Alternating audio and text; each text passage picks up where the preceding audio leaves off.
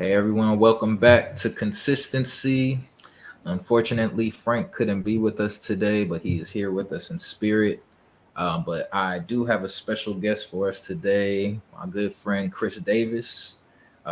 He's I've known him since Georgia State, and he's continued to just remain in my. I actually mentioned him in one of the earlier episodes. He was the one who helped me get into my first real professional gig as a developer. He's also a UI UX developer or designer, UI UX designer. So I should know that. I just finished the class, but yeah, I want to give him a chance to introduce himself, kind of just give you a quick update on what he does. I'm gonna ask him a couple of questions, and then we're gonna get into some other conversation. Chris is very well knowledgeable on music and just design. We talk so much, so we were like, we've had a lot of really great conversations, and we were like, we need to record one of these one day. So we're finally doing it. So yeah, Chris, if you just want to give everybody just a quick spiel about who you are, what you like to do, and then kind of take things from there. Yes, I'm Chris Davis. I'm a UI UX designer. I've been in design for about going on 14, 15 years now. I started off in graphic design, started off pretty early. Back in high school, went to a visual and performing arts school as a high school in Georgia. So yeah, that was my introduction to graphic design. And then after high school, went to Georgia State. I actually started off in computer science, but then just like over time, that just was not my calling. So I did more the front end interface and software design for that stuff. So that's where my love for just design in general continued. Then me and a couple of buddies, we won the GSU, well, second place at the GSU business plan competition at Georgia State in 2015 for a company called Event Tent. So my buddies there, they brought me on board with that as a designer. And then that kind of sparked just a domino effect on just my career after that, like the experience from that app design, web design, just kind of followed me through different agencies I worked at, software companies, and now I'm just yeah, I've done it all. Like I've been a graphic designer, UX designer, um, creative director. Like I started my own company earlier this year, so I'm doing that. Yeah. Kudos.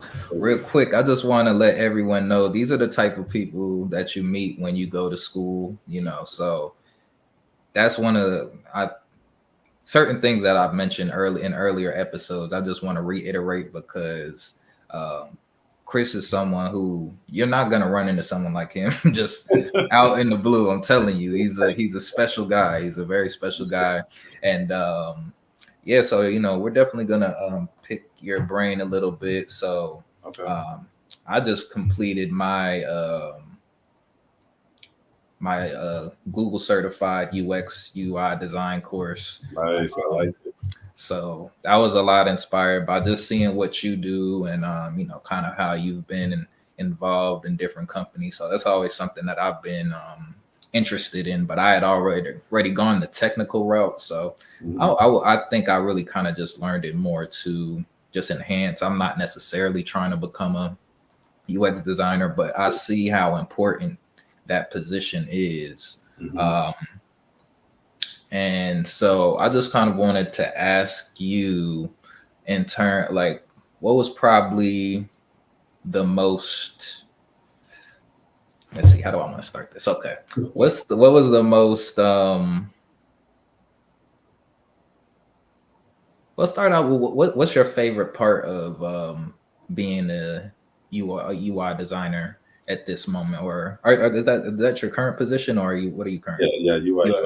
Okay, yeah. So just go into that, and then we'll get into some more questions as we go. Yeah, so like my favorite part, I was just thinking about this today actually, like because I had a call with another designer. I'm actually on it's a new project right now on the government tech side, and we were sprint planning, and we kind of like went from we went from assigning different PBIs to like going and into solutioning about what the work is going to be this upcoming sprint. So with Hold on, that, real quick. What's a PBI? Just so, yeah. yeah, so it's the product backlog item. Okay. So so in agile development, at least the way we do it here at the company I work at right now, we we do sprint planning before at the end of each sprint, so we can see what our capacity is as a team, and then see what the needs are for the customer. In this case, it's going to be the government. So not going into much detail, I do like projects for Space Force, Air Force, like stuff like that on a private sector. So we were in sprint planning today, and like something came up where we were like, okay, we were looking at flow charts and looking at what the item was going to be, which it was like editing, updating an edit state page. So we went from talking about, okay, this is going to be like 5 or 8 points, to going into flow charts and drawing out wireframes and like solutioning and like saying what the customer needs, stuff like that. And I just love stuff like that. Like it's always a new challenge, you know, like to balance out what is the customer's need, what is the business needs, and how can we kind of intertwine that through customer feedback, through iterations, and see what is the best solution. So yeah, that's probably one of my favorite parts, is just the new challenges every day. Okay, cool. And so I'm asking these questions because I really want videos like this to be a tool for people who are looking to, either switch careers or just, understanding what's out there. Because I do feel like a lot of times it's hard to even know what positions are out there. Like when I first graduated, I did know to become a developer, but, I had no clue as into how. So actually, I think if you kind of could explain to people like about your first internship, because you were in the game super early, like, you know what I mean? So yeah, just kind of go into some of that real quick. Yeah, no, it's so like my time at Georgia State, like I was doing a lot. I was after I transitioned and realized like, okay, computer science isn't what I really want to do, and I went back into design because that was always what I've done back in like high school. Once I went back into that, thing just started to fall in place again. So what year was it? It's probably like summer. Yeah, I think it was summer of 2014, 2015. I was taking a couple of like design classes, and I was just like, I'm not even trying to like brag. I was like one of the top students in one of my design classes, and then I was like getting pretty like close to my professor, just like staying after, asking them questions, because they were like familiar with the field. They were like working as a creative director at CNN before they were a professor there, and they still had connections and stuff. So we would always chat after class, and he was like, "Yeah, man, actually, what are you doing? Do you have a position this fall? Like, because I have one of my close friends, Gail. She's starting as the new PR manager for the School of Music at Georgia State." And I was like, okay, that seems pretty cool. And he's like, yeah, so she's looking for an in-house graphic designer. And I was like, oh, okay, nice. So that kind of it was a really good environment, because once I met up with her, did like a formality interview, and got the position. I was there for about 2 years. I worked as the in-house graphic designer for the School of Music, and that showed me on the design aspect of an agency, how does the agency operate. So I would do like 20, 30 plus flyers a week for different School of Music events. And before I got into that position, the way they did flyers were that they would have like a blank sheet of paper and like have some text, like you could tell it's done like a Word document, like name of the event, time and date, and free admission. And I was like, okay, well, the bar is pretty low here, so I can it's on here. So they gave me a lot of creative freedom. Like I just pulled different themes and images and designs and colors and patterns, and like really got the essence of what the event was. If it was like a saxophone day type event, I showcased that. If it was if it was like a jazz session or like a jam session, I got those elements out there too, and that really, one, it showed me the pace that I needed to keep up with the agency. Two, Mhm. it gave me variety of different projects and different subjects within that space. And three, it showed me that there's a niche in the design world. So, and really with anything. But Mhm. from that, after I graduated, I ended up having getting a full time paid internship at a global agency called Fleischman Hillard. So I don't know if you guys heard of that. Not probably yeah, probably haven't, but I didn't at the time. But it was a big deal when I told my supervisor at the time from GSU. He's like, "Wow, yeah." I was like, "Yeah."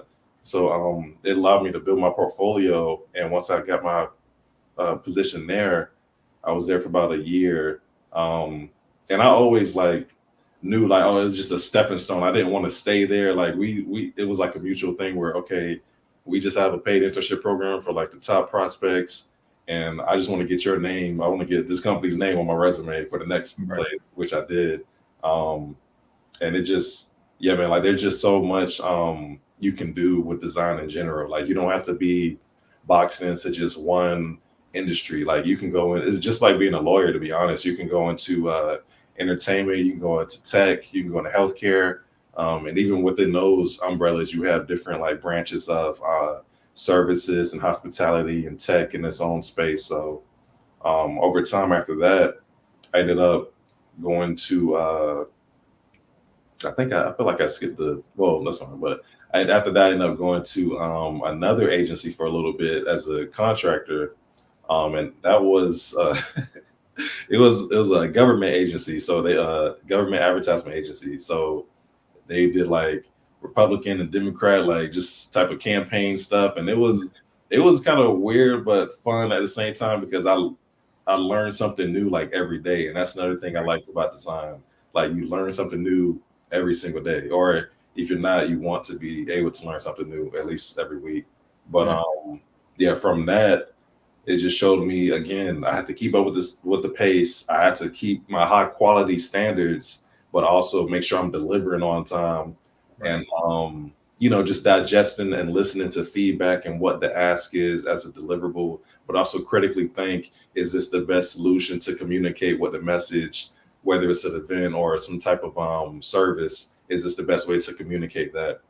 So from that, after I finished up over there, I ended up getting hit up by a recruiter on LinkedIn because at that time my resume was stacked with like print job stuff going on. I was always freelancing throughout the years. I did like a lot of freelance for Women in Technology in Atlanta, or that branch. Mhm. I was doing event tent stuff, designing all those graphics and marketing and UI.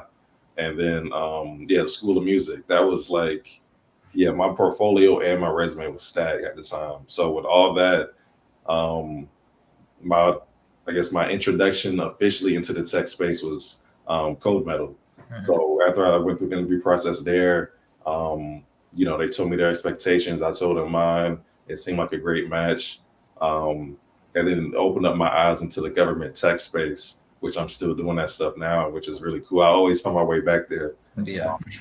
And really, one is because like there's a real challenge in the critical and design thinking of like what goes into those specific customer needs, because you have to think about are they using satellite communications, or are they using like local networks? Like they're trying to bridge the gap of something, um, Mhm. whether it's soldiers getting internet so they can communicate through email and Zoom and stuff like that, or whether it's like trying to figure out where the knocks and nodes are. Are they like, do they need maintenance? Are they in service? Is the status good? Like stuff like that. Um, just as a designer, I've seen it all, I've done it all. Right. Every single step I've taken so far has got me to where I am now, which I feel like I just, man, I forgot the original question. My bad, but No, you good, man, because that's really what I wanted you to kind of go over. Because really, what you've been saying, you've hit on a lot of like very good points, but and yeah, a lot of things that I really want to highlight real quickly. Like you got started so early in hmm your career. Like I was really kind of the complete opposite. Like I didn't do any like you were staying after class, yeah, talking to your professors uh, And now that's something that whenever I see kids, or I'm like, yo, you need to talk. No, for You real. need to talk to these professors. You need to Yeah, talk to your teachers because they're that's the real. real beginning of your network. Exactly. They're real people. And like you said, network. They're real people with real experiences. And, in a way, like if you connect with them, their network could be your network. Like, that's one Mhm. thing, especially that I love about being in Georgia State and Atlanta specifically, at the time, is because one, people want to see you do well for the most part in there over Mhm. there. And then two, it is so easy to network. Like even nowadays, like you don't have to like network doesn't have to be like boxed in. Like you can network by staying after class, talking to your professor. You can network by talking to a family friend or talking to a classmate or talking to a coworker. You can network just going out and about, doing something that you're interested in, and just speaking with somebody and a conversation. Like network is about just being personable, and if you have a service or something that you're interested in, see if someone needs that service or interest, or even a hobby. See if somebody needs that to fill in a service or a space that they have, and it can be not a barter system, but it can be like a good exchange, and you Mhm. always have that connection. And that's another thing about networking is how do you maintain connections? Like don't let it fall off. Try and keep in touch. Yeah, just stuff like that. So. Great advice. Another thing, like starting at internships, I think a lot of people do a lot. I'm not. I think maybe some of them were any of them unpaid, or all of them were somewhat paid. All of them, well, no, all of them were paid. Like the only Okay. you talking about like mine specifically. Yeah, I was just saying. Yeah, the only thing that was unpaid in a way, well, all the way was the Vincent stuff, which that was something that we just did on our own. Um, but that was yeah, I mean, you see the dividends in that even because, like I said, like that one that builds your resume, builds your portfolio, it builds your experience. Mhm. It just like it gives you a certain tenacity to where like you could do anything. You feel like you could do anything after that. So Actually, yeah, touch on Eventing because I remember this. Like, really, let me just tell people, like, Chris, like I said, Chris was doing it all for real. So yeah, I think where we were already roommates at this point, or this was like you were still in the lofts at this time. yeah. So I was in the law school when it started, and then like year two was when we were roommates that summer. Okay. I was grinding doing I was doing Yeah. events, I was doing summer classes, then I was working at Perimeter Mall. Like I was I ain't seeing too much. yeah, Yeah, I ain't seeing too much during that time, but yeah. So he is part of a startup, I guess we can call it. yeah. They had won in a came second place in an event, and then they had gotten some funding. Mm. And man, that was really inspirational to me as well at that time because I was doing We the Sauce, so seeing you get all of that from your app idea, like I was like, okay, cool, it's possible. So Yeah. yeah, just kind of go through just briefly as much as you want to go into it, just to kind of talk about that experience for me. Yeah, so that was a cool experience. Like I touched on a little bit earlier, but like basically it came at a time where when I was in transition from okay, do I want to stick with computer science or do I want to like just really go with my passion of design? And so that's when I around time after I changed my major, I was like, okay, I'm gonna do this. I'll be all in. And again, things just started falling in place after I did that. It's crazy. And one of my buddies, Duval, he went to Georgia State too. He's actually gonna he's a computer science major. He's like a couple years ahead of me, and he computer science major and on the football team. And he was just so busy all the time, and I just used to always like run into him in Downer Hall. Like he'll just be like so tired, but like he'll like take the time and like catch up and stuff. And we always stayed in touch. And I just remember one day he hit me up and he's like, "Hey man, you got any extra time in your hands? Like me and my buddy Justin, he has this app idea. I don't want to get into much detail. Or we can talk like later once we meet up. But there's an app idea, and they could use some extra hands." And I was like, "Yeah, man, I'm down. Yeah, I can hear him out." So then we met at the library one evening after classes, and it was me, Justin, who came up with the idea, and then Duval. And Mhm. so it was crazy. Like it was just us in the meeting room in the library, and like, yeah, it was just like I just remember like oh, it's just like funny. It's just like three of us, and we like trying to like game plan. Together something. Oh, take over Atlanta and take over like the app space. And it was like this was around when apps were just like really hot. Up, yeah. Hot off the press, and like the golden age almost. Mm-hmm. So yeah, we were talking and stuff, and I was like, yeah, man, I think Duval told me a lot about you. Talented. I think you'd be a good asset to the team. And so I was like, yeah, man, yeah, sign me up, let's do it. Of course, it wasn't paid. Again, none of us were getting paid. We just doing it out of passion and doing something bigger than ourselves. And we did want to inspire, just the community overall, which we really did, man. Like over that time, like we, it was like what 3 years or so. Like we just, we from there we found another designer. We found another developer. And then we had like a team of 5 essentially. I mean, we had a team of 5, and yeah, we were figuring things out on the fly. We would go wait outside of classrooms and like do customer discovery. Like we would survey over 100, 200 people by hand and record it and ask them how did they find out about events? Do they commute? Do they live on campus? And then like what type of events do they like to go to and stuff like that. So we were, and that's UX. That was my exactly. That was my first like real like introduction to UX, and I didn't understand it I knew it, but I didn't understand at the time that would be very essential to where I'm at today.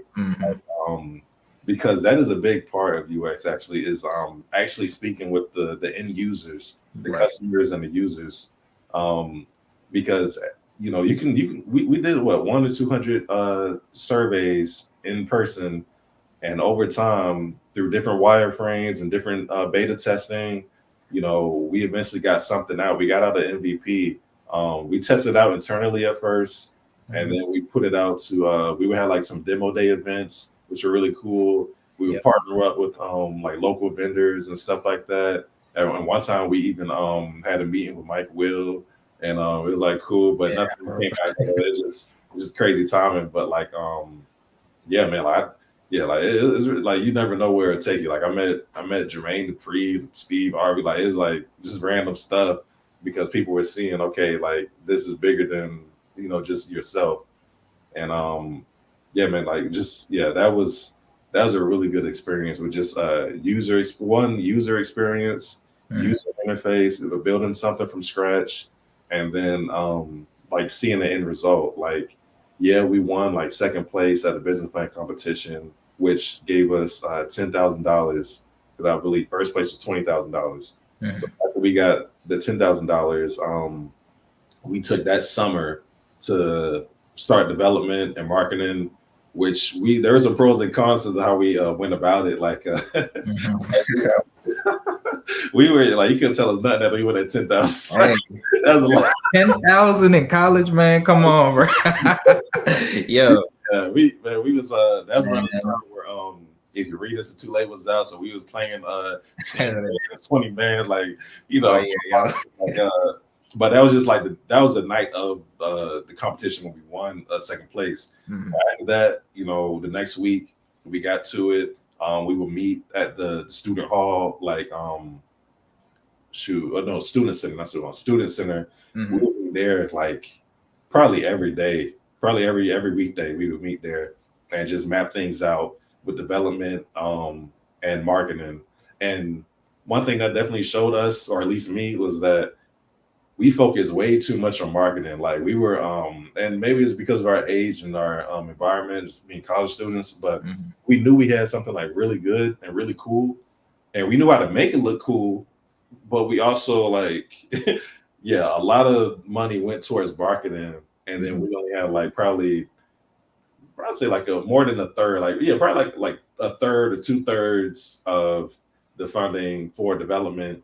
Which after the beta test and demo days, we were using, I believe, Amazon Web Services, but like, you have so much memory, like the funding, eventually runs out. And but it was still it was still a success to us because we got it out to the public in Right. some fashion or form. And then two, like it showed us like we did something from start to finish. Um, we put our heads together, and that also like sparked the entrepreneur spirit in me too. Like we all got out of our comfort zones, and because we had to go like pitch competitions at Georgia Tech, pitch competitions at like you just around the city, like yeah, it was really cool, and that was another way to network too because there were other people doing it, the other students doing that too from Right. different schools. Yeah, UGA, Georgia Tech, Georgia State, Georgia Southern. Like it was, yeah, we met a lot of cool people around that time, and yeah, that really sparked a deep entrepreneur spirit in me that I still have to this day, which is why I started my company early this year, finally, because I would always do like freelancing, contracting. I'll always do that. I've been doing that since high school, so that's why I always have like a step up. I feel like early on. So, but yeah, just yeah, it really is a lot of power in doing something like that yourself. Well, not yourself, but like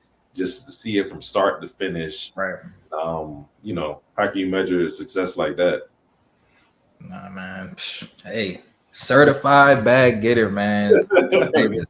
Like, man, you really do need the. Chris has been talking about starting his own podcast or just doing some type of streaming. So I definitely encourage because your story needs to be told, man. You know what I mean? Like you've done a lot of things out here. I'm honored to have you. Early. Like people don't know. Like I'm always like I think we do both look into the future, but these are moments like I'm like, oh yeah, I can say I had Chris Davis on one of my early streams. So what I mean. I know how important this is. So so let's see. We talked about your career, like really like as I was going through this course for the UI UX, it's like I was familiar with a lot of things from talking with you and just kind of being in the tech space already. So it wasn't brand new information to me, but it did show me just like, okay, because in the past I've tried to start apps and me being technical, I would start just building something without even I wasn't asking no questions. I wasn't doing it. So you know what I mean? And now I'm like, in retrospect, I see just how many mistakes I made by skipping the process. Now, I didn't even understand that there was a process at that time, and I was kind of mostly doing it on my own. But that just goes to show that there's always something that you can learn, and Exactly. It's much better to do it with people than to try and do it alone. Like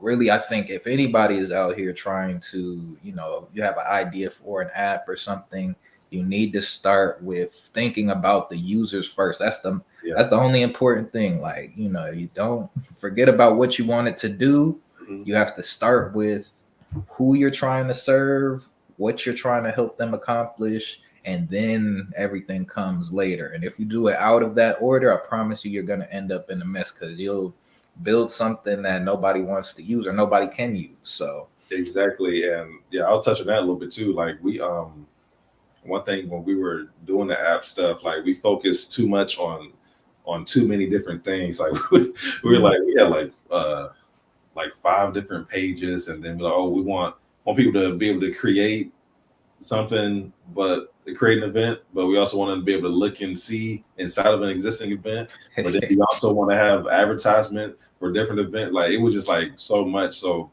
yeah, I would just say, just throughout my career, I've learned to find like a niche, that you can hone in on, and it could, like I said, like there's different entities and branches within different industries. So find like a lawyer, like a designer, like a doctor, whatever. You can find a focus in a certain space, certain lane. That's why I would say, don't focus on too many things. Get really good at one thing and then iterate on that, because it's a iterative process. Like you're supposed to iterate over time. So you want to get the users, you want to ask your users, what do they want? What do they need? And then kind of separate that and say, okay, they want this, but is it a need or is it a want? And then once you get the needs, at least the bare bones needs or whatever, then you can have the MVP. And Mhm. if you have that MVP, you want to put it out, give it to the users, and test and see what their feedback is. Do that over time, and then start again. You know, Mhm. it's an iterative process. Very, very real iteration. Learned that in one of the sections. It was a very thorough class, I must say, and like I do plan on. I'm gonna share this with some of my classmates who was with it because like they brought on a couple of UI UX designers to talk to Right. us, but they were pretty quick conversations and people had questions. So Mhm. I don't think a lot of people got like this level of knowledge transfer when it came to the UI UX design process. So Yeah, yeah, definitely will be sharing this with them. yeah. Okay, so let's see. Let me I know we had talked about some other things that we had wanted to touch on. Oh yeah. So that's enough of career stuff, Okay, Let's yeah. get into some hobbies. So Okay. a lot of people don't know Chris is also in his spare time. Look at this man; he does so much in his spare time. He also DJs, and so Yeah, yeah. I have a DJ. couple of his playlists. He has them on SoundCloud available. They go by Dope Works, right? Yeah, DJ Dope Work. Yeah. DJ Dope Work. So yeah, kind of explain how you got into that. Like I said, this man is a real bag getter. He got so many jobs. This man was DJing, making apps, internships. Like, Yeah, man, salute to Chris, man. I But appreciate yeah, that. just get into the how you did some of your hobbies, man. Yeah, man. So I've always been like a huge music lover. Like I can't remember, probably like middle school is when I really honed in on it and started doing like my history, especially Mhm. like just like hip hop and rap. Mhm. But I've always had an eclectic, just like taste. I listen to a lot of different genres, but my favorite is always like trap and recently Afro beats and Yeah. electronic and all that stuff. But I got into DJing in my college days. Like, well, before that, middle school, high school, I would be the person to like burn CDs, like Mhm. LimeWire, Mhm. and ask me what the playlists are. They'll give me a playlist. I'll go home and burn the CD, bring it back to school the next day, Mhm. and then I just always did like just I just love music. So then I get to college, and this is actually around the time one being in Atlanta, like it's the music capital. It still is. I feel like Mhm. um, yeah, that was one of the reasons I want to be there too, just to network and grow, and then also be around the music space there. So in college, actually around the Venton time, when we had our team, we had our other designer there was Jasmine, and Jasmine she was super cool. Like when we had our demo day events, which would be like events that we would put on around the city, we'll have like food from different vendors. We'll have live like music, big stereo speakers, and then we'll have spaces for people to test out the app. Um, and we actually at the time we one time we partnered up, well, a couple times we partnered up with 112, Cortland 112 Mhm. with student housing downtown. So we got Rest- pretty cool. Yeah, no, no, for real. Like, we got cool. We got so cool with them. They allowed us to do a few host a few pool parties and stuff at a Mhm. rooftop. And that was my introduction to actually DJing because Jasmine was our resident DJ when we would do these events, these demo day pop ups and stuff. And so I would just be like, man, like just having access to the DJ right there. I'm like, man, like you gotta. I used to always like be like, yeah, you gotta show me a little something. Like you gotta show me how to how to work this stuff. Mhm. Like she just saw my passion with that stuff, and so after the events were done and we had like a couple extra hours, like we'll stay back and she'll show me the basics of beat matching and then going up the tempo, going down, and then like just seeing how the frequencies work. And I was like, damn. Once I started playing around with it, I was like, yeah, this was built for me. I was in my element again. Besides design, I'm in my element again. So after I got the basics and I got my first controller, the DDJ, was it, I think it was a DDJ 400 or 100, one of those two. It was a DDJ Serato controller, and Mhm. it wasn't. it didn't cost much at the time as a college student. It was, I mean, it was like $250. I got from Amazon, but I just had to save up for that being in college stuff. But once I got that, and I got some good speakers, just I would just practice in my room, and my roommates probably would like be annoyed and stuff. But I mean, honestly, they didn't mind over time. Okay, yeah, he jamming and stuff, and great sound for them. And yeah, I'm just after I felt comfortable enough to where I got everything but like down to second nature. Then yeah, I started reaching out to people for some gigs around the city.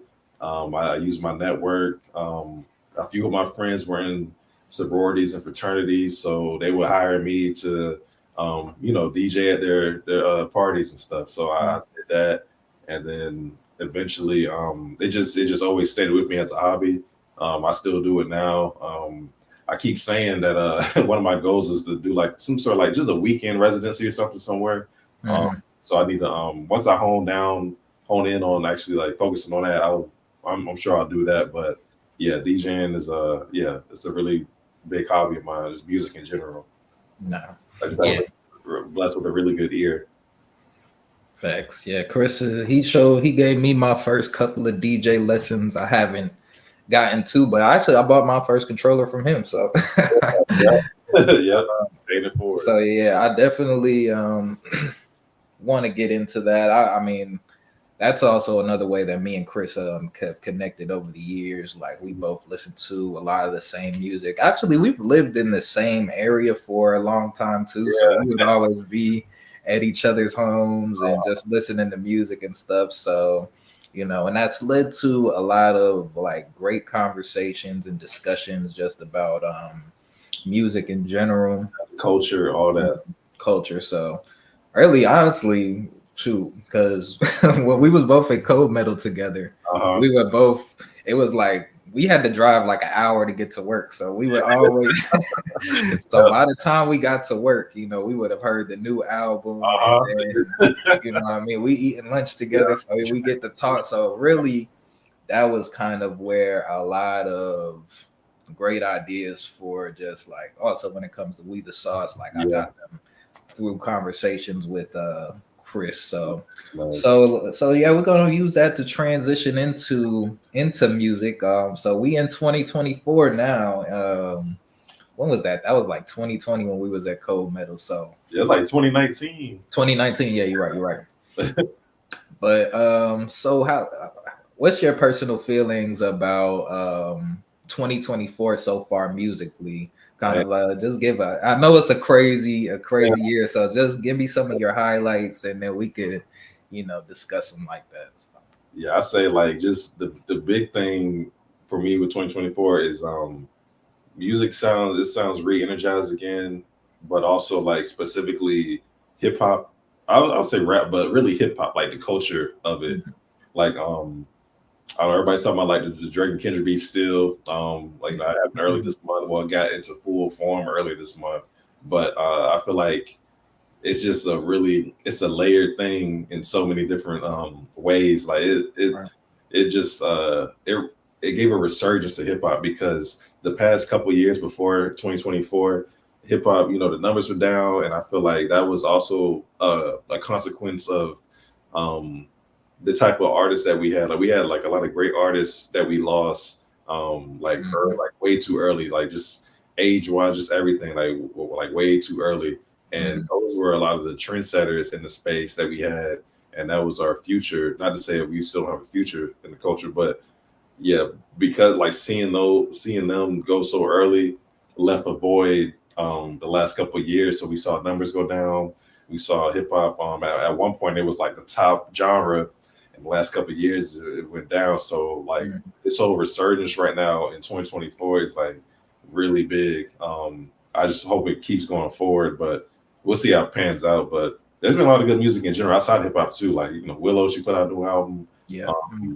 Yeah, just like I could look through my library now and see, but it just so many artists being consistent, like Currency, and then just a lot of it's a really good year for music, I feel like. Yeah, you talking about that void that's been left. Actually, I was just thinking today In terms of Drake, because you've seen these reference tracks coming out, and it really had me thinking just more. There hasn't been too many new acts after that, like Pop Smoke, Juice World, Triple X Wave. Yeah. After they all have passed away, we haven't seen any any new superstars, in my opinion. None that I could think of off of the top of my head, anywhere. Yeah.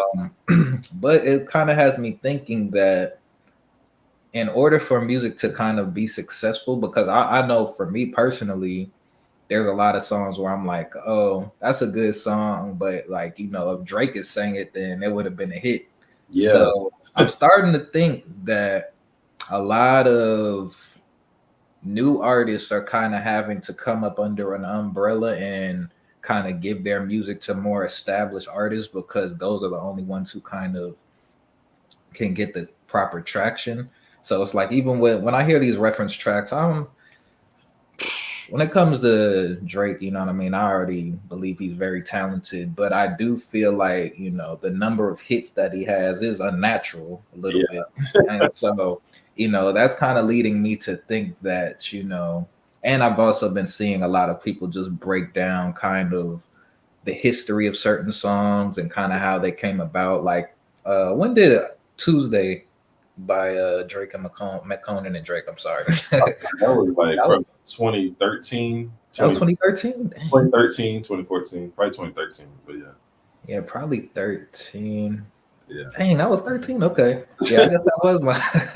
I was really thinking it was like maybe 2014. But yeah, so I don't know if you saw about how that came up, or if you even remember when that song came out at first, and it was a hit, and then Drake hopped on the song, which, I think up until that point, that Drake stimulus package was a real thing.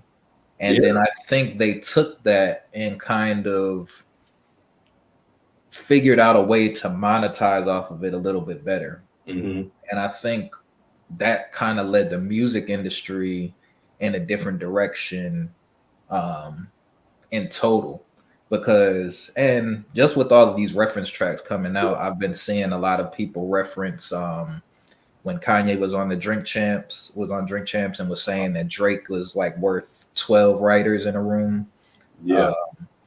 And, I think that, because a lot of people, I don't think they understand why it's okay for Ye to have writers as opposed to Drake, which it's okay for Drake to have writers as well. Yeah. But just in terms of finding out that Kanye has a writer isn't as detrimental as it is finding out that Drake has a writer, because of what we know Kanye for. So Kanye was really making beats first, and then it just so happened that he could rap as well, and he was showing that he could rap as well. So with Drake, I feel like, and so it's like once Kanye, I think for me, and I've always appreciated the way that Kanye would put a project together in totality. And so that's one reason I never truly compared them to, or kind of had them on the same place, because I'm like, if you look at a project like My Beautiful Dark Twisted Fantasy, I'm like, there's nothing that Drake has put together that sounds like sonically as cohesive as that, to where you're like, that might be why people say Drake doesn't have a classic album, maybe. Like, I guess that might be where that argument comes from, but that's the artistic genius that I look for from Kanye, as opposed to Drake. Like, so even when he drops Donda and the Ye project, which people might not like all the way, I'm like, are you paying attention to how he's putting these things together, and just like the different, and how he's orchestrating everything for real? So you look more at Kanye as an orchestra or a maestro. I'm not sure if I'm saying the right thing. But, I would say with that, like, that's like a lot of layers to that. But as you said, the key difference, the way we look at those two, is Kanye. He's producer first, so he's already going to be in that conductor, orchestrator type of mindset. Whereas we have Drake, and he knows how to make hits, but he also has a team. I feel like he has a team. He's very calculated, but he also has a team that's looking at all the analytics and how to Right. what's the best sounding thing. Because one thing I noticed with him over the years, and I've always noticed it, but like it just never leaves my mind, is that like with Drake, even his vocals sound calculated. Like, you know, I mean, everybody has like their preset custom settings that they want on their vocal tracks. Mm-hmm. Drake, like, you can hear the reverb. He has the perfect amount of reverb. He has the perfect amount of echo. Everything's perfect. Exactly, he has a perfect amount of auto-tune. perfect. And it's so perfect and calculated to where it don't matter what he's talking about. It sounds so soothing to the ear. Right. So because of that, I think that I mean, I'll bring it past the Kanye thing for a minute, but because of that perfect sound that he's always had, one, he can make a hit sound like a smash, or he can make a not so good sounding song sound like a smash. But he can also with that, he can also just like make something that sounds, not that it doesn't sound human, but like it goes into that conversation of AI, because I think there's a big formulaic. Yeah, exactly. There's a formula, and he's always been that way, but it's coming out more in the forefront now because of AI.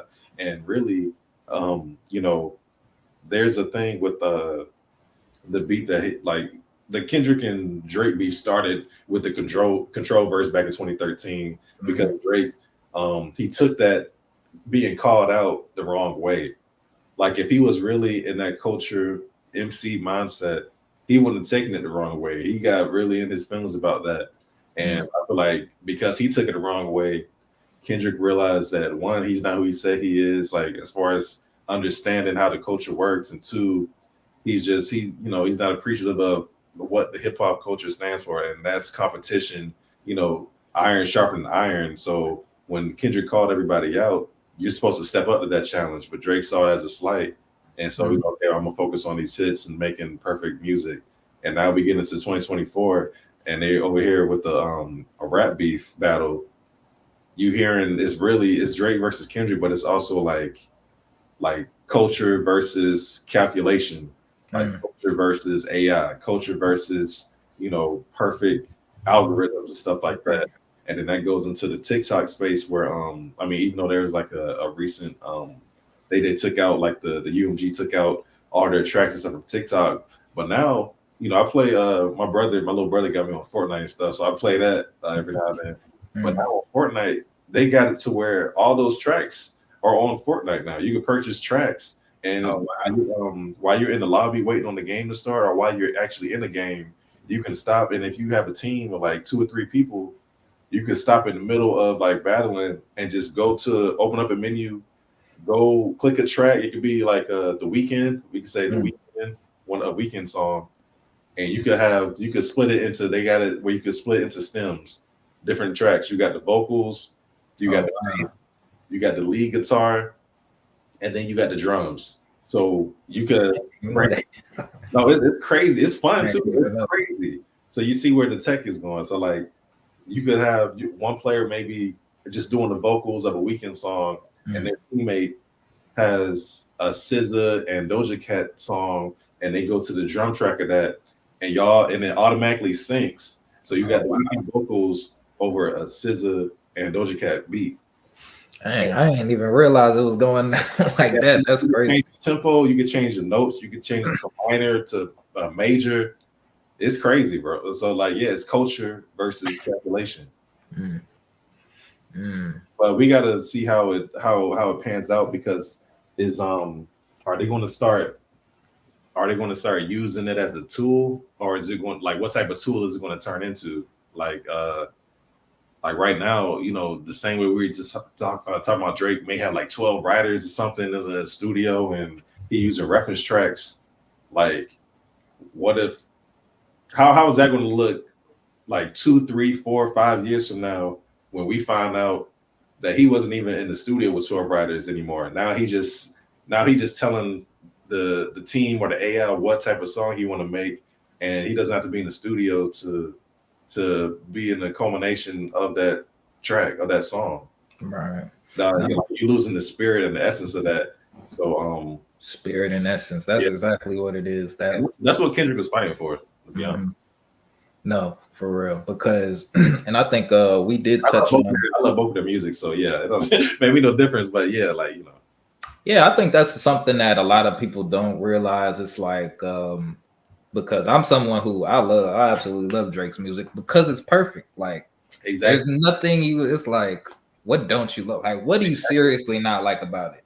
I mean, other than the fact that there's no grounding of it. Like, so that is the biggest issue. There is no ground because when we talked about this, or like, different music comes from different regions. Yeah. And so it's like Drake really is an alien when it comes to his regional sound. Like he can go anywhere and kind of adopt or adapt to whatever sound is there. So he brought sounds, to the forefront.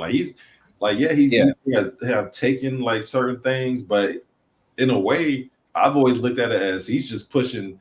He wants to be considered one of the best in hip hop, but I don't think that's gonna happen. Like if they're talking about just like straight up, you write your own stuff, whether he does or doesn't. But when it comes to like pushing the envelope of music and bringing and just exposing people to different types of music, yeah, he's done that. Like he's always done that. So I applaud him for that. But yeah. But I think that kind of leads, because I feel like the issue when we look at hip hop all the way, it's a fight against commercialization. Mm-hmm. So it's like that's what Drake does, is he commercializes everything just through him being who he is. So it's like, when he does get on Afro beats and now but that's always why I loved his music, because I was like, okay, this is making it more palatable for more people to consume, but that's a double-edged sword right there. Because well, see, like the thing what you said about hip hop being the anti-commercialism, like that's true. That's how it started. But I feel like there's a shift probably around 2017. I say 2017 was when the Migos were on top of the world, because the Migos made hip hop mainstream. Like they were the poster childs for trap music, and mainstream hip hop being the number one genre in the world. Like it's the number one genre. That means everybody's listening to it. That means not just black people, not just it's like everybody's listening to it. We actually need to touch on this a little bit heavier, because sticking on to the point of the Migos, around the time, so they had some really major cosigns when you're looking back in retrospect. So first Drake hopped on Versace. Yeah. Then they had Bad and Bougie, which was a hit already, but then they had Donald Glover shout them out on after the Emmys, right? Yeah, Golden Globes. Yeah, one of those. Yeah, but and that really, I do think that's definitely a major turning point in the culture. But do you think it was for? It's very difficult to say, because I think at that time money was being made, and I think after that initial wave, then I think that kind of got people like, oh, you can really make some money with this music. But then I think it kind of maybe almost probably not as like noticeable, but probably like a similar way in like how podcasting got really hot. Yeah, that's exactly. And died out. I think that's what's happening in hip hop. No, that's exactly well, that's what's been happening literally and figuratively, because around that time, like you said, you seeing hip hop going up and up, and I was like, what is the consequence of that? And one of the consequences is now the big companies are willing to pay a lot more because they're going to make a lot more off of you. But also that's going to give the young artists that came up around that time a lot more resources and a lot more power to do whatever they want to do. And because of that, they got access to crazy drugs like Percocet and all that stuff, and they living life really fast. And it's resulting in great music, but then it's resulting in certain emotional damage and trauma that people don't talk about because again, like some people may joke about, but they never these big labels and stuff. They're going to give you all these resources, but and they're going to encourage you to continue to make that dark music, but they're not going to give you therapy after the studio session, Right. of you making that dark music and putting out those dark influences into the world. So it's going to be a cycle of okay, just keep putting it out, and then when they pass or when they die early from the very stuff they were talking about, then the label's going to make a lot more money because now everybody's streaming your music because you're dead now. Mm-hmm. And the label, there's a lot of greed in that. Right. Honestly, that just kind of when you did say that, it did take me back to maybe the first time hip hop was commercialized was around the time Biggie and Pac were beefing, if you want to think of it that way. And then they make a lot of money off of beef and death, because they make a lot of money off of beef because you got a lot more music coming out, whether because they taking shots, so a lot more music is dropping, a lot more people tuning in. But then the result of that is if it gets too far, if it gets past music, then somebody's going to die. When somebody died, now your music's going to get bought more and streamed more. So they don't mind that type of stuff, which is crazy. Yeah, I think it's interesting because I've been looking at once because I mean respect to all hip hop like and from in the past and everything, but I do think it was always strange to me how long people kind of forced Biggie and Pac to be at the forefront of hip hop. When not sound like but I think that it was due to them being kind of the start. Because I'm like, there was a whole bunch of great people who came prior to them, who made way more music, more impactful music. So, and I never really wanted to be a hell. I was like, maybe I'm just not. Maybe I wasn't there in the time, so I don't understand.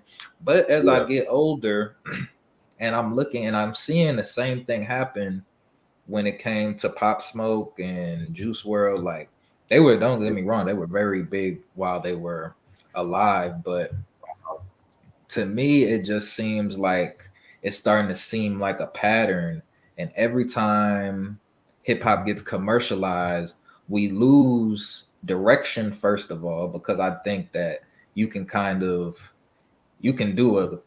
a crazy compare and contrast between pre Biggie and Pac and after Biggie and Pac. And then you can probably do the same thing pre. What year did all of them pass away? I was like, well, I know Pop Smoke passed away in 2020, but did Juice WRLD? Juice WRLD was dang, what year is that? Was that 2019 or 20? That might have been 2019. That's I remember. But see, they came out with so many posthumous albums that was a time where I was starting to really be sick of hip hop. I was like, dang man, all of these albums dropping, I was not a fan of that. Yeah. And now it's gonna get crazy with AI. Right. Hopefully the rest of these artists and upcoming artists like live long, but if this stuff starts happening again, they could replace them with better music or just about the same quality with AI now. The level of tech is at now, which is crazy. And then also, oh my bad. Well, one thing I want to touch on is the sensational aspect of it, or like just I guess the commercial part is when you see these artists get that much success. Another consequence I didn't touch on is the quality of music that's coming out. That makes me think of artists like, I mean, shoot, even Drake isn't trying no more. Like, and, I mean, of course, he has a team and stuff and all that, but we can, as fans, we can recognize and hear the difference. But Lil Baby, that makes me think about Lil Baby, like, because like he just don't have that hunger no more, and that tends to happen like with certain artists, because I feel like he blew up not too fast, but he just blew up at the right time for him. And around that time, he realized, oh, he can still make this X amount of money with X amount of effort and quality now. Mm-hmm. I think recently I heard a track that he was on with Central C. Yeah, I heard that one. I because one thing I've been saying to myself with his music is like all he needs to do, he's still kind of spitting. All he needs to do is turn down the auto tune track, like turn out the auto tune, so we can hear you a lot more. And he did that on that Central C track. I ain't gonna lie, but Yeah. it's that hunger. You know, you got artists like Lil TJ. Like man, I thought he was gonna be like the next. Yeah. I don't know who I thought he was gonna be. Like he was like putting out. He was hungry and stuff. At a certain point, that hunger is gonna be fed and satisfied, and then it's gonna be up to the artist's individual motivation. And when that motivation isn't there, and they just stagnant, then like we're not gonna get the same quality and stuff. And you know, So you feel like there's too much money in music right now? yeah, it's a ton of music. I mean, a ton of money in music now because I forgot what that number was, but around the time of the pandemic, do you remember when it first started that first year? They canceled all the concerts and stuff. I don't know. I can't remember what the number was. I think it was like $1 billion or it was some crazy number. But that's how much money the industry as a whole lost because there were no concerts and stuff. So now they're trying to make that money back and then some. Mm-hmm. That's why you see all these artists going on double leg tours and stuff. Like they say, "Oh, I'm doing this is a tour." Like you got like the big ones, like Drake. He had to do a 2-leg tour. Mm-hmm. Nicki Minaj, she just announced a second leg of her. Like, yeah, they trying to make all that money back. That's actually a good point because, it does seem like, and I think that might be one of the major symptoms. Is just like way too oversaturated with money, and they don't even know how to properly spend that. Because I remember back in the day when I would look at an album, I would know what type of project I was listening to based off of the features that they were about to have. Exactly. So it's like, oh, you spent some money for that feature. So it's like, okay, you see the level of quality going into certain projects. But now I feel like everybody's couple bands to get just a feature on there. So it's like, that artistry is like going down. That also is a double-edged sword of the ones that we lost early, like Pop Smoke and Triple X, and just like man, Young Dolph, P&B Rock, like Takeoff, like they especially like man, I mean all of them like had an effect on me, but the Young Dolph and Takeoff one was like so big. Yeah. Not only because like they're humans and stuff, but also because of the music that I got from them, what it meant to me, but also because what it meant for the culture. Because Takeoff that ended hip hop's run officially for what we're doing now in 2024. I could see that. That was like because one thing I noticed with that is, I mean, it sounds like sound like a selfish fan with that, but like I was like, dang, one, he's not gonna be able to live his life no more. Two, we're not going to get no more music from him. Three, we're not going to get like a 20, 25 year Lifetime Achievement Award or reunion between those. And that's something you want to see is legacy in hip hop and just music as a whole. So we are proud of that. So like it's again losing the essence. That essence is the thing that and I think that's really what they're like when we talk about these artists dying so young. It's like they're living long enough just to like get an understanding of their essence and without allowing them to then get into trouble or ruin their legacy in a way. Like if we look at Diddy right now, like if Diddy had passed away, like he would have been big just in terms of his essence. And then he had, but I mean, I feel like Diddy was kind of messing up prior to us even knowing who he was, but just like, not giving the artist the chance to ruin their personal legacy for one. So it allows the music, because so many people, when you look at Tupac, many people just speculate on what he would have done and where he would be had all of that not. So it just leaves so much room for his brand to continue to grow. And I feel like that's what a lot of record labels are like. That would be the best case scenario for so many of them. It's just like, okay, we can get the street cred from the person. So it's like, because they, and that's something that I've also like been paying attention to, like especially when they had a lot of like the drill, like, and I think that's what makes the violent music so much more profitable, Yeah. simply because it's like, okay, we're able to, and because ultimately that's what you're looking for when you're listening to a lot of like younger artists, like really you're looking for that hunger. So it's like, where's the hunger going to come from? Well, someone who's really hustling on the street every day and trying to get it out the mud. So it's like they capture that, and Yeah. then they sell you that idea, because who are they selling it to? They're selling it to people who don't want to physically live that lifestyle but still want to experience it. So because when I'm thinking about music, like they'll have somebody who's bragging, or just the culture. Like if we're looking at Young Thug, someone who's been associated with murders, different types of crimes and stuff, and but that's not any type of less appealing. Even though right now he's fighting for his life, to stay out of jail, but that made the music so much more authentic, and makes people gravitate to it more. Exactly. But it's like he goes to jail for the rest of his life. Now it's like, okay, they're still able to make the music, and now he's considered stamped real. And now it's like, because they're not even, and I think that's where hip hop really takes a big fall, because it's like, okay, we like his music, we like the authenticity, but we can't ever accept the real consequences that come from doing some of the things that he's discussing in his music. And I think that that's where it's hard for people in hip hop to hold each other accountable, because of what we choose to glorify. So if we're glorifying Young Thug for possibly, being involved in real street gang activity, and then it's the same thing comes. So now you have someone who's really dealing with sexual assault cases and stuff now, and just by the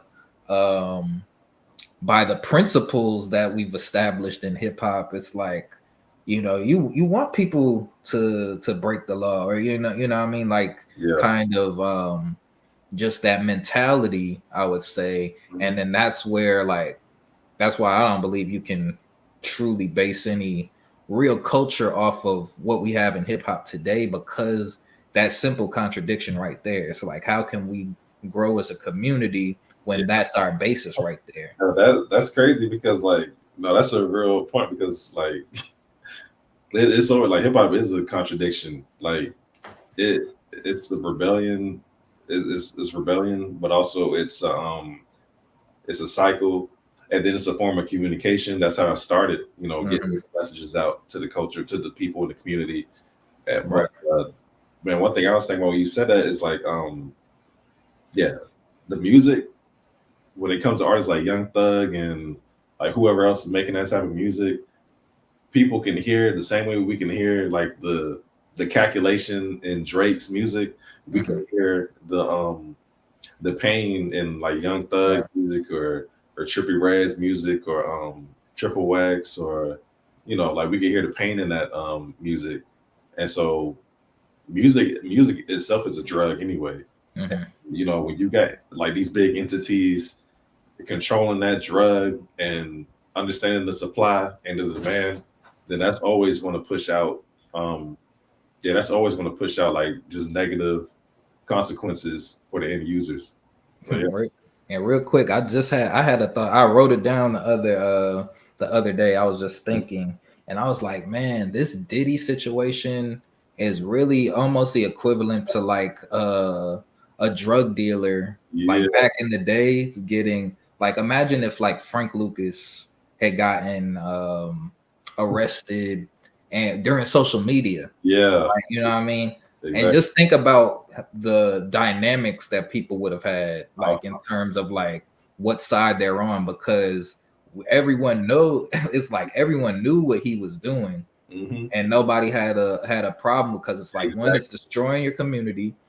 Two, it's giving people a false sense of wealth as well. So it's like you going around flaunting. And to me, that's what Diddy was doing the whole Yeah. time. Like, you know what I mean? He's almost like we're taking the joke. Because now for everyone, to me, that's where the disingenuous part comes in.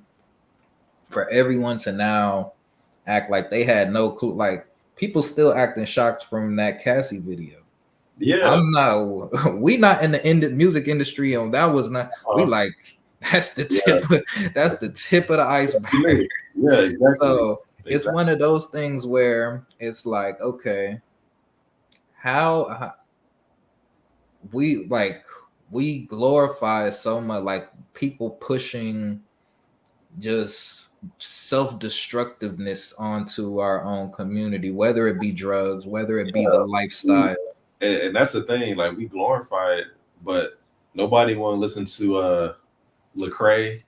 Like nobody want to listen to and they don't want to listen to the good music. Nobody want to listen to nobody want to listen to that. Like they like that type of music, like Christian rap and hip hop and stuff. Or I'd say Christian rap, not necessarily hip hop. That's different. Like they've been trying to adapt, and I've heard like some Lecrae songs where like he sounds like Young Thug just to appeal to that ear. Yeah, he sound like Young Thug. He got Ty Dolla $ign on the track, and then he's talking about like something something positive. And people don't want to hear that. Like they know, like Young Thug, no, he's not talking about, it's not the same as Young Thug. So we're not gonna listen to that. Like it's the same thing. Like nobody want to listen to the positive upbeat stuff all the time, at least. It's just I don't know when the change will happen. Like it would take an artist that started off as a Young Thug or a trap artist talking about drugs and pushing weight to transition into something more positive. It takes stuff like that to really appeal to that. Like I would say, man, that's why Young Dolph was like real to me, man. Like he'll talk about like his trapping and stuff like that. But me listening to it, and maybe everybody's not this way, but trap music is one of my favorite type of music because it's upbeat. It keeps me on my grind, and just that mindset. Like it's not like trap doesn't have to be selling drugs. Like it could be it's your hustle. That's how I've always looked at it. Trap is your hustle. So when they talk about I'm doing trap by doing this, doing that, like I'm taking it as I'm just doing my grind. But everybody's not going to do that. Like people are very literal, especially like the younger audiences and stuff like that. So you got to really be careful, like what you portray and what you put out there. But when we talk about like the whole like Diddy situation and artists like that, like R. Kelly and even Kanye, like people, it's like at what point do you separate the music and the artist, right? Like I don't know. I think one, it depends on how far they've gotten into their legacy. And two, how active are they still? Three, can they erase or cover that facade with some new fire music, with some hits? Like, I think it just depends on stuff like that. Yeah, I'm gonna speak to a couple of points you said. Like for one, I think Kanye, he started off kind of positive, just like in terms of like he was so creative that it did usher in a new wave. Like I do think that he was able to tone down. Like that was really the big shift from gangster, like from 50 Cent. Then he went into the Kanye era, and then like even to me, Lil Wayne, he had a couple of bars about like selling stuff, but it wasn't anything like for real. But another thing, I feel like when we listen to music for its authenticity, a lot of people, or like why it might not work for like Lecrae or somebody who's not necessarily really living that lifestyle, is because we're looking to the music for some type of direction at times, and we want to hear the mistakes people had. Like ultimately, I'm listening to music to kind of help avoid some pitfalls. So if we're listening to someone who we think is authentic and has gotten to a certain level of success, then we want to hear their journey, the mistakes they made, and some of the things that they did right. Because a lot of times the message used to always be like, oh yeah, sell something, then you know, get that money and then go legit. Like that was kind of the formula. Like so, and I think a lot of people were able to then listen to that music and be like, okay, this is someone who used to live that lifestyle. Then they switched, you know, I mean, they got their money from dirty means, and then they were able to set their life straight. So, you know, it was kind of like a redemption story. But now I don't feel like anybody wants artists to grow out of that. Like, because I think Little Baby would have fit that perfect description in terms of like when he was first coming up, what he was rapping about. And I'm always saying it's like he had to stop rapping about that because look, he was right next to Young Thug. It's like if he continued talking about the things he was talking about and continued to learn, you know what I mean, he would have been right in jail with Thug, and possibly even dead, because I think that's all, because then artists are expected to keep it real and you know what I mean, actually go to you know, still be a part of their community, like with Nipsey Hussle too. Nipsey you know, he was fitting that similar archetype as well of just coming up doing his dirt and trying to go legit and become a real business. Like Jay-Z. Yeah, exactly. Yeah, Jay-Z was really he's the first one who's, and like you said with the Little Baby thing, like no, that's a really good point. Like but then it gets to back to the consequences of being commercialized and that success, because you know, once hip hop went mainstream, like we saw a lot of more resources come to the space, but then we also lost that sacredness in like what's being talked about and understanding like, oh, this is just for our ears, our people, and our communities. right. It's not like that no more. So that's what happened. Like there's no more. It's not sacred anymore. So like you said, now Lil Baby got to change his lyrics up and his content, whether that's a result of him just growing as a person, or whether that's a result of him just like understanding he's liable to be taken to court over the stuff he says in his music now, because laws are being passed to use the music lyrics as evidence, which is crazy. It's it's a creative space, it's a creative form, art form. So when you like, like taking that voice away, then like stuff is going to get watered down, and now we just gotta just do stuff for the money, or less effort, less quality, more output. So that's why I appreciate artists like Kendrick. He's able to balance it because he's an MC. Like MCs, they hold a different type of weight in the culture. Like my ultimate MC would be Mos Def. Like he's always been my ultimate MC. And then under them, as far as like just the top artists or top, shoot, man, the big three used to be that, but now Drake is, he's still like it's still the top three: J. Cole, Kendrick, and Drake, no particular order, but they just I don't know like what they really stand for nowadays. Like even Kendrick, like, I don't know, are they standing for something for real? Or are they just looking like it? I can't say that. That really determines the difference between like an MC and rappers. Like I think the rappers are the ones, that's the big three. And that's always because I'm like, that seems more commercial. But even like I said, I don't feel like certain of them are really touching on it. I think actually in the last episode, Frank, he had brought up Wale and J. Cole and stuff. And I was saying, how much of an MC how much I like Wale, and how much when he was coming, because he was talking about things that was relevant to me at that time.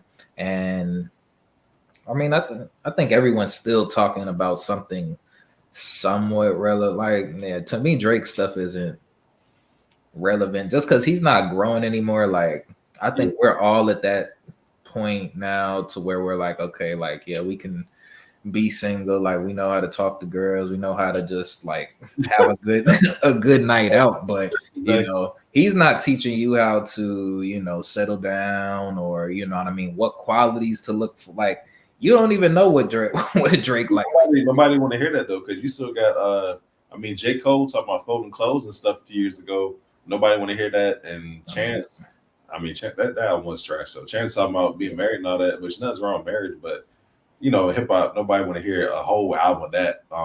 if he's supposed to be that part of. I think Chance was a little confused by his lane, but then you got I forgot who I was even going to say, but yeah, it's totally different. Yeah. Oh, Usher. Then you got people. Usher's what, like 40 something, maybe almost 50, Yeah. and he's still talking about being single, and he got a whole wife and kids now, and but it's about like what he It's should. marketable. Yeah, exactly. What's more marketable? Exactly. Same reason why J. Cole be hiding his wife and don't talk about her and stuff. Like he married and stuff. I mean, I think that came out accidentally in the interview he had with Ryan Coogler though. But um, and then Kendrick, like, he's private and his stuff came in the forefront with the Drake beef. Yeah. But they keeping all this stuff private. One, some of it is for peace, but two is so they can be flexible to portray and put out these certain messages. But there's always a consequence to that. Like I keep saying it, but because there are so many consequences to this type of stuff, like people are sensationalizing, like the TikToks and just different stuff like that, and we're not we're not we're not we're not uplifting and appreciating the real artistry and what artist is able to say and I guess articulate in the song in a good way. Like we just if it's good enough for you to like dance to or something like that, then like Ice Spice or something, yeah, like it's going to be a hit. It's going to be big. But if it's saying something real, then that's going to be like number 99 or 100 on the top 100 chart. Man, real quick. This will probably be one of our live. So Memorial Day just passed, and you know what I mean. I was hopping on the aux cord at this my friend's little pool party and stuff, and then I realized I didn't have enough like dance music. I'm gonna just say dance, so, like, but no twerk, not enough. I didn't personally have enough in my like repertoire for that type of event, really. Which is like, I know what to play still and everything, but it had just made me like at that moment I realized I was just like, there is a place for this because I'm just like the music does do something to people. Mm-hmm. Yeah. Like when on a vibe level. Man, like, on a real quick, like on the DJ side, I've noticed like when I'm DJ for crowds and stuff, like you really do got control over them with the music. Right. Like certain BPMs, like I can start at 80 BPM, just get like the small talk going, and I can see how they're reacting. And then if I slowly transition it to like 120 and then 140, then small talk stops and the twerk. It's like, so yeah, they that stuff is intentional when they make this music. So yeah, right. The right drums, the 808s, the rhythm, all that. Right. Yeah. So I mean, yeah, as an actual DJ, like I guess we can this will probably be one of the last topics. We almost said about an hour and a half, but yeah, just kind of talk about I guess vibes really, because I think just what I was really realizing at that because there were certain songs. I'm also just side note, I'm making a playlist for a family reunion for my family reunion, and it's because since I'm trying to be inclusive of all ages and stuff. And one thing that I've always had an issue with is I hate censored music. Like I just cannot stand censored music. It's like it ruins the whole song. It does. And I'm just like, I would rather just not listen to it at all if it has to be censored. So it's like that's something that I'm struggling with when it comes to, because it's like, all right, I know I don't like censored music, but it's like I can't have this blasting with my grandmother. So it's like, so I guess like maybe speak to how you deal with mixed genre, not genres, mixed age ranges and crowds, or different demographics. Because and real quick, just like that's one of the things that I'm really aiming to do with We the Sauce, so I can bridge that gap. And I think I started originally by trying to exclude a lot of the extreme stuff, so like anybody who comes on can kind of ease their way into it. But then I like this past event made me realize it's like, if you don't have, like, you're missing so much of like what it really is. So yeah, you can I'll say like on a, I don't know. There's different ways you can go about it, but like the way I would go about it is like if it's an age thing, if there's an age gap, let's say we have like people that were born or people at the ages from like what 20 or even like 16, 18. Let's say 18 to like 65 or 70, yeah. like that. If that's the age range, then the way you do that is like you have to put it in different windows. Mhm. So let's start the old folks early. Let's start chronologically. Mhm. Let's play the That's where 70s. my decade playlist came from. Exactly. Yeah, no, for real. And you can do it just like that. Like play the 60s or no, the 70s or 70s, slowly go to the 80s. People going, there's always gonna be some hits that people recognize, even if they're younger. They Yeah. gonna hear like the big mainstream hits from the 70s, 80s, got Michael Jackson and all that. Um, and then 90s. And then as you're doing that, as you spreading it over the time, those older folks are going to get a little tired. They're not going to want to dance no more. They're probably going to head out early. And then by the time it gets to the 2000s, okay, you got the middle range, middle age people. And then you get to the 2010s, 2020s, then the only ones up later now are the younger ones. And then, okay, now, Yeah. oh, like, okay, now it's more lenient because everybody done had, some vices, a little something to drink or whatever. Now, okay, we don't care no more because it's getting late. People already going. And then, I'm thinking of it that way. Right. Mhm. When you talk about like different genres, it depends on the environment. Like if Yeah. like and also like certain genres have like similar elements to them. Like there's been times even now I'm starting to experiment with it'll probably be my next mix. I'm starting to experiment with Afro beats, electronic, and still hip hop in there. Mhm. But there's certain BPMs and certain instruments you can highlight to transition into that. But I think the thing you can always fall back on is the hits. Yeah. There's always gonna be hits within a decade. There's always gonna be hits within a genre. If you play like a few of those and sprinkle them in with the other as you transition to different songs, and yeah, like you always will be good.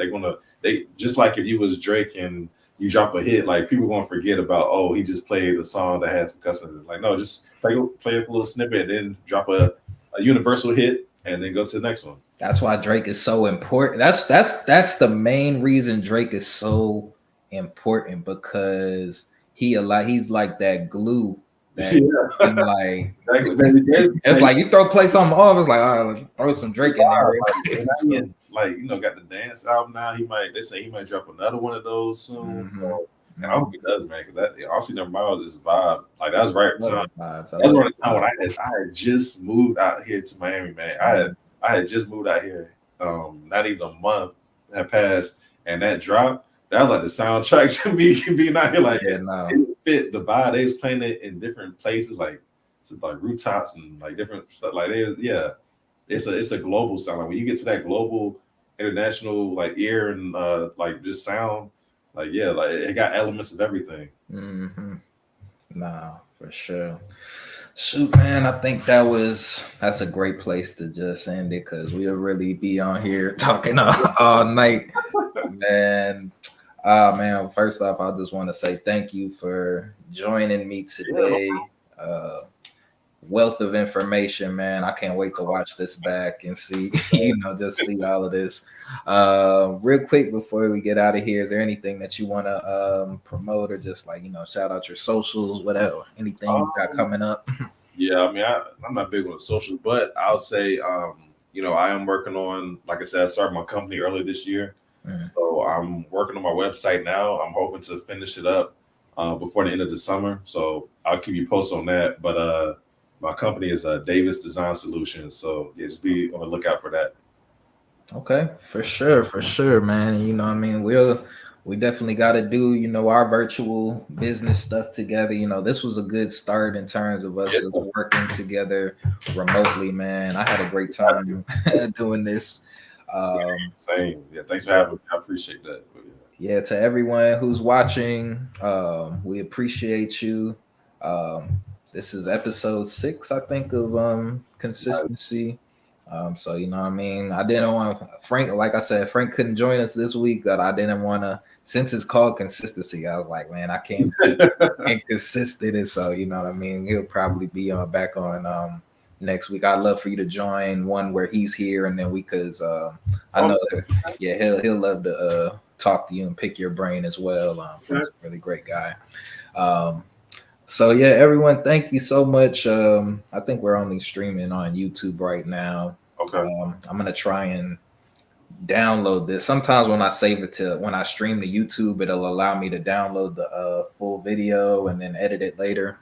So I just haven't been editing anything. I really haven't had the time to. So I'm doing things quick and dirty. But yeah, man, this was a great talk. Like I think this was so much, especially about the UI UX stuff. Yeah. Like I definitely want to cut that up and definitely distribute that to people who are looking to get into the field, because I think that's something that people need to hear. Exactly. And there's, I can talk about that all day. But one thing I would say, like you just said, like you grinding this stuff, is to keep it consistent. Stay consistent. And that's with anything, not just UI UX. So I say that. And then two, people that are trying to get into UI UX, you don't have to have a design background. Like honestly, there's a lot of strengths and pros to coming from a different background or industry.